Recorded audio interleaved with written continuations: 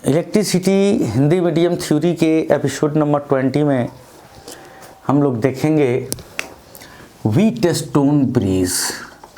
क्या देखेंगे? तो देखेंगे व्हीटस्टोन ब्रिज यानी व्हीटस्टोन सेतु। ये व्हीटस्टोन सेतु क्या है? तो सबसे पहले इसका एक फिगर बनाते हैं तो फिर समझते हैं कि ये व्हीटस्टोन सेतु क्या है। ठीक है, और व्हीटस्टोन सेतु में 4 प्रतिरोध होते हैं और ये जो चारों प्रतिरोध होते हैं, अब इनको तारों में ऐसे जोड़ करके हम लोग एक चतुर्भुज बना देते हैं। ठीक है, एक चतुर्भुज बना देते हैं और थोड़ा और बड़ा बना देते हैं तो एक चतुर्भुज बना देते हैं। तो ये कहलाता है व्हीटस्टोन ब्रिज। कब? जब इसमें एक गैल्वेनोमीटर भी ऐड कर देते हैं। अब इसको मान लिए P, Q, R, S या R1, R2, R3, R4 कुछ भी। तो ये रेसिस्टेंस का आप नाम मान लिए और इसके इस सिरे है ना गैल्वेनोमीटर एक इसमें लगा दिए। ठीक है, जिसका रेसिस्टेंस क्या है? G है। और अब क्या किए कि ये इसका जो ये सिरा है यहाँ से एक तार को ऐड करके और उसमें क्या कर दिए, उसमें आप एक सेल लगा दिए। ठीक है, आप चाहें तो एक की भी लगा सकते हैं, कुंजी भी लगा सकते हैं ताकि जब चाहें तो करंट चले, जब चाहे तो नहीं चले। तो हम लोगों की इसकी एक स्थिति देखनी है, A, B, C और D। ठीक है, तो अब आप ये कह सकते हैं कि इसमें अब करेंगे क्या हम लोग? तो इसके द्वारा जो है इसके संतुलन की अवस्था प्राप्त करेंगे और संतुलन की अवस्था जो प्राप्त होगी उससे हम लोगों को इस 1, 2, 3, 4 प्रतिरोध रखेंगे, जिसमें से 3 प्रतिरोधों का मान तो हम लोगों को मालूम रहेगा, एक कोई प्रतिरोध इसमें से हम लोगों को मालूम नहीं होगा। तो उसके द्वारा जो है अज्ञात प्रतिरोध का मान निकालेंगे। तो व्हीटस्टोन जो ब्रिज है वो मीटर ब्रिज का सिद्धांत है, मीटर सेतु का सिद्धांत है। तो मीटर सेतु के सिद्धांत को ही व्हीटस्टोन ब्रिज कहते हैं। या जैसा कि इसके फिगर से आप देख रहे हैं तो इसको कह सकते हैं कि ये कह सकते हैं कि जब 4 प्रतिरोधों को जोड़कर एक चतुर्भुज बनाया जाए, एक चतुर्भुज बनाया जाता है। अब इसी सिरा को आप ऐसे खींच दोगे तो कैसे होगा? ऐसे हो जाएगा, देखो ऐसे हो जाएगा। तो ये आप इसको आयत भी कह सकते हैं। ये गैल्वेनोमीटर और यहाँ से सेल जुड़ गया और ये PQ और ये RS रेसिस्टेंस हो गए। तो ऐसे भी आप बना सकते हैं चतुर्भुज। इसी को आप ऐसे खींच दिए तो ये मॉडल आ गया। तो जो मॉडल आप इसका देना चाहें वो आप मॉडल दे सकते हैं। तो आप क्या कह सकते हैं कि जब 4 प्रतिरोधों को जोड़कर एक चतुर्भुज बनाया जाता है तथा उनमें एक गैल्वेनोमीटर और उनमें एक गैल्वेनोमीटर जोड़ दिया जाता है तो बने सर्किट को कह सकते हैं, यानी बने परिपथ को व्हीटस्टोन ब्रिज कहते हैं। क्या कहते हैं? व्हीटस्टोन ब्रिज कहते हैं। ठीक है, तो ये इसका आप डेफिनेशन लिख सकते हैं कि जब 4 प्रतिरोधों को जोड़कर एक चतुर्भुज बनाया जाता है, उनमें गैल्वेनोमीटर जोड़ दिया जाता है, तो जो है गैल्वेनोमीटर जोड़ दिया जाता है तो बने सर्किट, बने परिपथ को व्हीटस्टोन ब्रिज कहते हैं।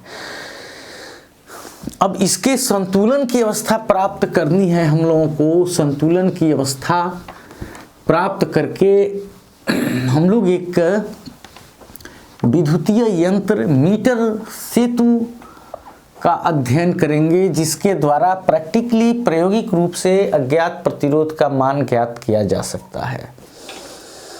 तो यहाँ पे बच्चों आप इसका लैंग्वेज लिख सकते हैं। चलो यहाँ तक।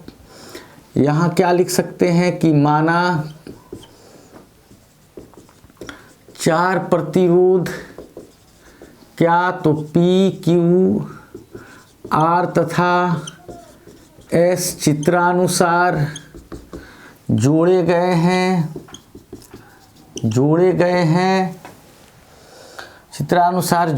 हैं। ठीक है। अब ये मुख्य परिपथ जो है, मुख्य परिपथ से मान लो I धारा प्रवाहित हो रही है। ठीक है। तो यहाँ लिख सकते हैं मुख्य परिपथ से प्रवाहित धारा I है। ठीक है। बाकी सब ये फिगर आपको बताएगा। तो ये I करंट जो यहाँ A पर गया तो वो क्या हुआ, वो 2 पार्ट में बट गया, I1 में और I2 में। ठीक है। अब जो रेसिस्टेंस बड़ा है उससे कम अमाउंट चलेगा, जो रेसिस्टेंस छोटा है उससे अधिक अमाउंट करंट का चलेगा। जैसे 10 एम्पियर जा रहा है, दोनों रेसिस्टेंस बराबर हैं तो 5-5 एम्पियर बटेगा, या जो प्रतिरोध ज़्यादा है उसमें कम चला जाएगा, जो कम है उसमें ज़्यादा चला जाएगा। चलो, तो ये I करंट पहुंचा A पर और 2 पार्ट में बटा, एक I1 और एक I2 में। अब ये I1 करंट पहुंचा पॉइंट B पे और ये I2 करंट पहुंचा पॉइंट D पे। अगर पॉइंट B और पॉइंट D का विभव बराबर हो तो धारा तो हमेशा चलती है उच्च से निम्न विभव की ओर, हाई से लो पोटेंशियल की ओर। तो दोनों पोटेंशियल बराबर हो तो धारा ना ऊपर से नीचे आएगी ना नीचे से ऊपर। ये इलेक्ट्रिक करंट ये पॉइंट P पर पहुंचेगा और इधर नहीं आएगा, और ये यहाँ पहुंचेगा इधर नहीं जाएगा, क्योंकि B और C का विभव क्या है, बराबर है। तो ये I1 करंट सीधे इधर की ओर I1 चला आएगा और इधर सीधे I2 चलाएगा, और फिर I1 I2 मिलकर यहाँ I बना देंगे। लेकिन अगर विभव B का ज़्यादा है और B का ज़्यादा है और D का विभव क्या है, कम है, तो क्या होगा कि ये I1 धारा यहाँ पर 2 पार्ट में बटेगी। कुछ धारा चलेगी इधर और कुछ इधर, और इधर से ये धारा आएगी और इधर से ये I2 धारा आएगी। ये दोनों मिलकर कुछ धारा इधर बनाएंगे और ये धारा मिलकर के पूरा सर्किट यहाँ पे बनेगा, टोटल करंट यहाँ पे बनेगा। ठीक है। या अगर ये पोटेंशियल यहाँ धारा D पे पहुंची है और यहाँ से धारा B पे, अगर D का विभव ज़्यादा है और B का विभव कम है तो ये I1 धारा सीधे यहाँ से निकल लेगी, और ये जो धारा I2 है यहाँ आकर 2 भागों में बटेगी। कुछ धारा इस गैल्वेनोमीटर में, कुछ इस रेसिस्टेंस में चलेगी, और ये गैल्वेनोमीटर की धारा यहाँ आकर इधर I1 से मिल करके यहाँ पहुँचेगी, और ये I2 सीधे यहाँ से यहाँ पे आके मिलेगा। तो चलो, अगर ये दोनों का विभव बराबर हो तो इसमें धारा चलेगा ही नहीं, और हम लोग मान लेते हैं कि ऊपर वाले पॉइंट का विभव ज़्यादा है, नीचे वाले पॉइंट का विभव कम है, तो क्या होगा, तो धारा जो I1 यहाँ पहुँची है B के पास, वह कुछ बट जाएगी यहाँ पर IG में, गैल्वेनोमीटर में इसका कुछ पार्ट डिस्ट्रीब्यूट हो जाएगा और कुछ इधर चली आएगी, जिसका नाम I3 मान लिए। यानी I1 2 पार्ट में बट गई पॉइंट B पर, एक कुछ IG में कुछ I3 में, और ये IG धारा सीधे ID पर और इधर I2 के साथ मिल करके इधर ये बना ली I4, और ये I3 और I4 धारा मिली इस पॉइंट C पर, और फिर I टोटल धारा सर्किट का मिला, और फिर इस तरह से सर्किट में करंट चल रहा है। तो इस अवस्था में हम लोग सबसे पहले ये लिख सकते हैं कि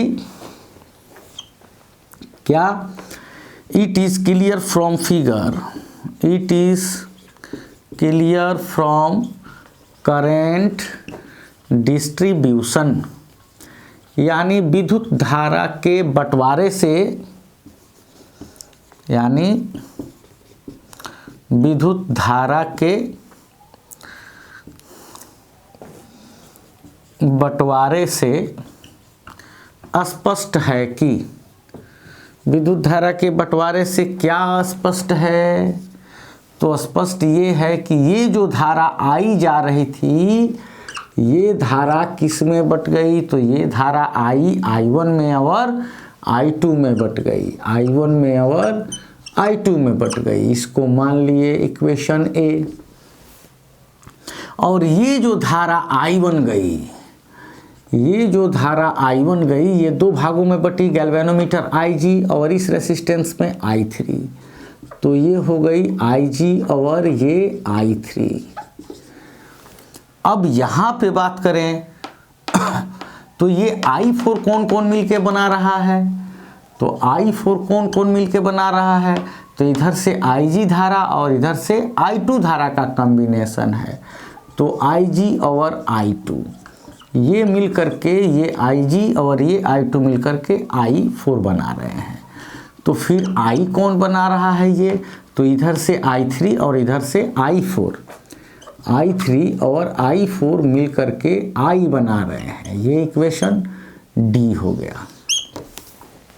यानी ये I बटा I1 I2 में, और ये I1 बटा IG I3 में, और इधर से IG इधर से I2 मिल करके I4 बना दिया, और I3 और I4 मिल करके I बना दिए। ठीक है, तो ये चार इक्वेशन हम लोगों ने बना दिया। अब यदि अगर बात करें हम लोग कि गैल्वेनोमीटर के संतुलन की अवस्था हो, यानी पॉइंट बी एवं पॉइंट डी का विभव बराबर हो, तो इसका मतलब इसमें धारा नहीं चलेगी।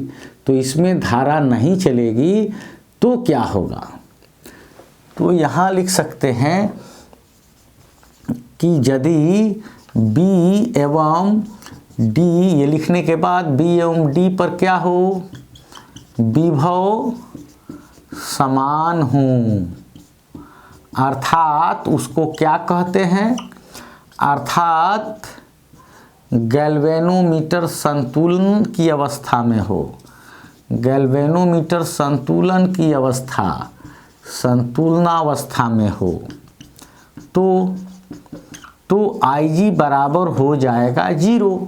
यानी ये I1 धारा सीधे I1 यहाँ निकल जाएगी और I2 धारा सीधे I2, यानी गैल्वेनोमीटर में करंट चलेगा ही नहीं। तो करंट यहाँ चलेगा नहीं, तो IG किस किस इक्वेशन में है, तो फ्रॉम B। अब B से क्या आ गया, B से आ गया I1 बराबर IG तो 0 हो जाएगा, I3।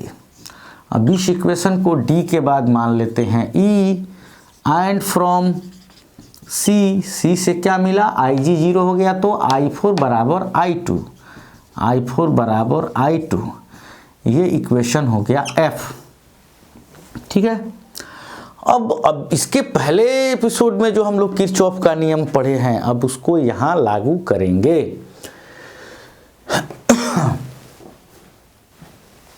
तो यहाँ लिख देंगे अब किससे, तो किरचॉफ के बंद पास के नियम से, किसके, तो बंद पास के नियम से। तो किरचॉफ का बंद पास नियम, विद्युत धारा एवं संगत प्रतिरोधों के गुणनफलों का योग उस परिपथ में, बंद परिपथ में जुड़े कुल विद्युत वाहक बल के बराबर होता है। तो अब चले क्लॉकवाइज डायरेक्शन में। तो यहाँ से शुरू किए, A, B और D नाम दे देते हैं क्या, तो क्लोज्ड मेश यानी बंद पास A, B, D में। तो इसमें क्या हुआ, तो इसमें हुआ विद्युत धारा एवं संगत प्रतिरोधों के गुणनफलों का योग, यानी I1P। क्या हुआ, तो I1P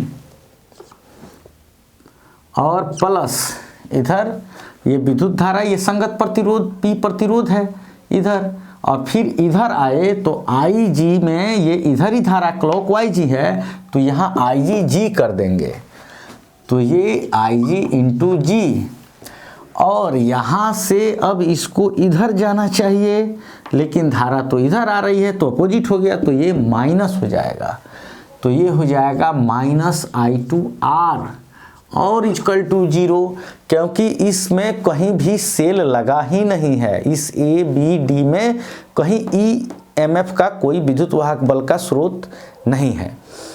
तो विद्युत धारा संगत प्रतिरोध, विद्युत धारा संगत प्रतिरोध, विद्युत धारा संगत प्रतिरोध के गुणनफलों का योग कर दिए, जो क्लॉकवाइज है वो प्लस में और जो एंटी क्लॉकवाइज इधर जाना चाहिए तो इधर आ रहा है तो ये वाला माइनस में। अब यहाँ लिख सकते हैं फॉर IG बराबर 0, IG बराबर 0 के लिए ये टर्म 0 हो जाएगा, तो यहाँ क्या बचेगा I1P और ये 0 ये इधर जाकर प्लस बन जाएगा I2R, इसको माने इक्वेशन फर्स्ट। एंड